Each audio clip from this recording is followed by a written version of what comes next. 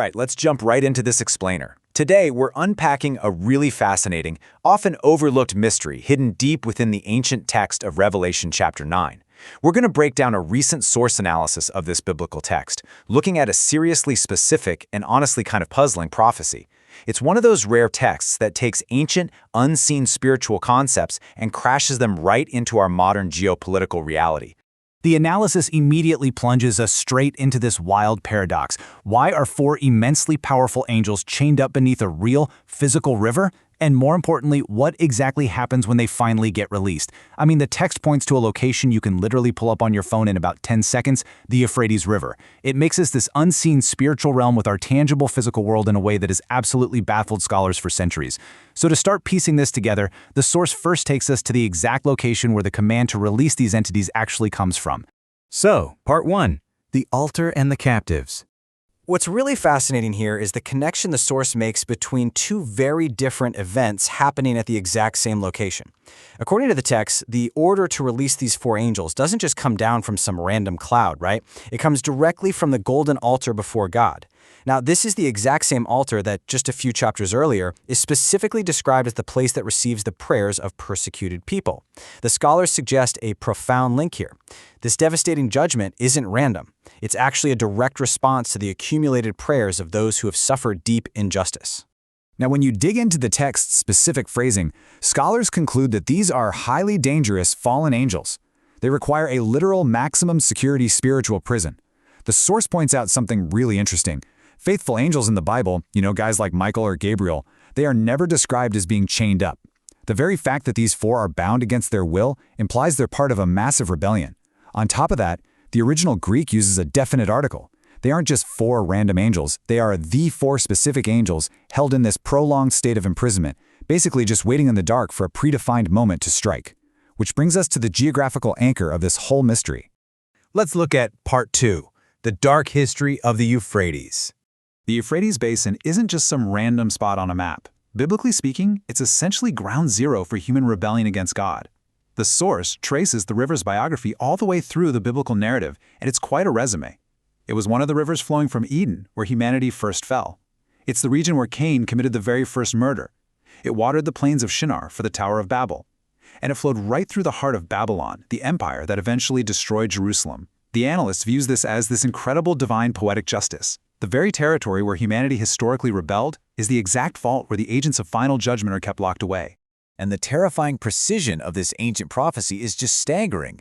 It suggests that even ultimate, world-shaking chaos operates on a strict, down-to-the-second divine timeline. Notice, the text doesn't say these beings are vaguely prepared for sometime in the future. No, it specifies the hour, the day, the month, and the year. As the source notes, there's a dual meaning here. Yes, it's frightening. This devastating event is quite literally scheduled on the calendar. But it's also deeply comforting, because it implies absolute control. These destructive forces cannot act even 1 second before their divinely appointed time. But man, when that clock finally strikes, that triggers the arrival of a force that's almost incomprehensible. That brings us to Part 3, the Impossible Army. According to the analysis, the author, John, specifically heard a massive number announced for this incoming army of writers. 200 million. He didn't just casually guess or eyeball a crowd. The Greek text explicitly states 2 myriads of myriads. 200 million. Just let that sink in for a second. To really put that into perspective, you have to look at the math. For about 1,800 years, this number was considered an absolute mathematical absurdity. I mean, the entire Roman war machine in the 1st century, that was maybe 400,000 men at its absolute peak. The total global population on the entire planet at the time was only around 60 million. So for centuries, scholars read 200 million and just assumed, well, it has to be purely symbolic, right? But the source highlights a major shift. Today, in our modern era, with global populations in the billions, an army of this size is a logistical reality for the very first time in human history. Now, as an impartial reporter of this analysis, I have to point out there are 2 main scholarly debates regarding exactly what this army is. First, some argue this describes a modern human military force. The idea is that John was a 1st century guy trying his best to describe modern warfare, things like tanks or mobile missile launchers, using the vocabulary of his time. On the flip side, Others argue that because this army is led by fallen angels and emerges right after all these supernatural events, it absolutely has to be a demonic spiritual horde. But the source proposes a really interesting synthesis. What if it's actually both? In the biblical worldview, the physical and the spiritual overlap all the time, so we could be looking at human nations moving on the surface entirely driven by unseen spiritual forces released from below. The analyst also notes that the specific visual combination here, fire, smoke, and sulfur, is highly intentional. It directly mirrors the ancient judgment of Sodom and Gomorrah. The text goes out of its way to describe these riders wearing armor that matches the exact colors of what their horses are breathing: red fire, blue smoke, yellow sulfur. Any first-century reader would see those three elements and instantly recognize the biblical signature for a direct, undeniable judgment from above. It essentially dismantles the modern illusion that we, as humans, are completely in control of our world. So how does the source connect all this ancient biblical imagery to our current geopolitical reality? Let's take a look. Moving into Part 4, the modern Euphrates. The explainer points out that a later chapter, Revelation 16, actually echoes this exact same region. It predicts the Euphrates River will completely dry up to prepare a path for an invasion from the east. This is super similar to how the ancient, impenetrable city of Babylon actually fell when its waters were diverted. You have to remember, in the ancient world, a massive river like the Euphrates was essentially a liquid wall. It could stall invading armies for months. But a dry riverbed, that becomes a massive, open superhighway. And here's where it gets incredibly relevant for us today. The source is very careful to clarify that this doesn't definitively prove the prophecy is happening at this exact moment, but it does highlight that we are literally the first generation to witness the logistical reality of a dry Euphrates. Right now, satellite data and international agencies confirm the river is receding at an alarming rate, even exposing ancient ruins. Yes, the immediate causes are natural, things like dams, climate shifts, water disputes between nations, but as the source notes, the biblical text routinely frames everyday natural occurrences as the very mechanisms God uses to fulfill historical timelines. For the first time in 2 millennia, readers don't have to just imagine how this massive river could ever dry up.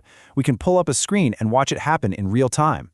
But from here, the text pivots from geopolitics into something much more personal. And that brings us to Part 5, the danger of the heart.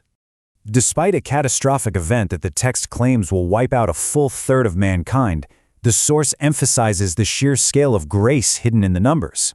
Look at the other side of that coin.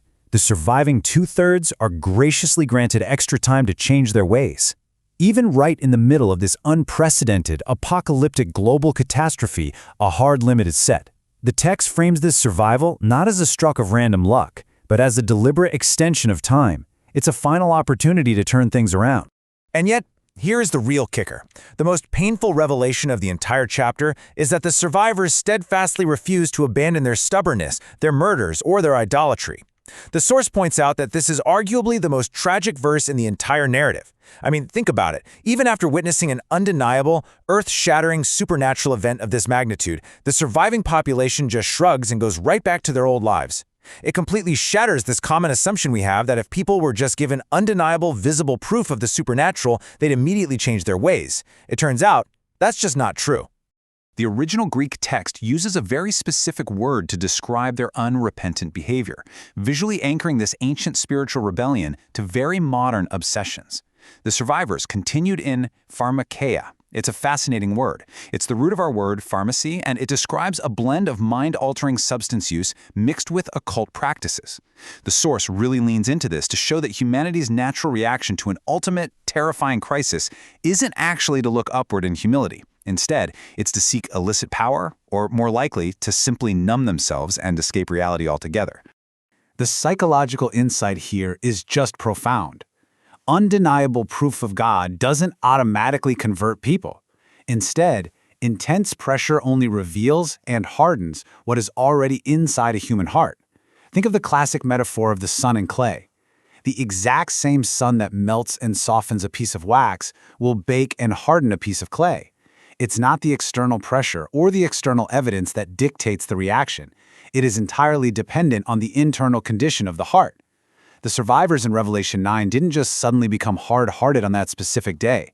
According to the analysis, their hearts had been slowly conditioned over an entire lifetime of ignoring much smaller, quieter warnings. So what's our takeaway? The source distills this massive, complex analysis down to a few really practical life applications, emphasizing the urgent need to evaluate what we actually worship in our daily lives. First, it challenges us to look at our literal schedules. If we say we believe in eternal things, they really shouldn't be shoved to the very bottom of our daily to-do lists. Second, we have to guard our hearts against that slow, quiet hardening that comes through repeated procrastination. And third, we need to identify our modern idols. We're not talking about golden statues here. It's whatever we run to for our ultimate security. Money, a career, our public image. Because ultimately, whatever you worship is exactly what you become. I want to leave you with this final, really provocative thought from the source material. It challenges all of us to consider how we are responding to the subtle warnings in our own lives before the opportunity just simply runs out. The text of Revelation 9 shows us two things that dry up: a massive ancient river and the human capacity to change. But only one of those is actually in your control. Thank you so much for joining me for this explainer. I know it's a heavy text, but it's such a deeply fascinating look at how ancient words are still actively challenging our modern world today. Catch you next time.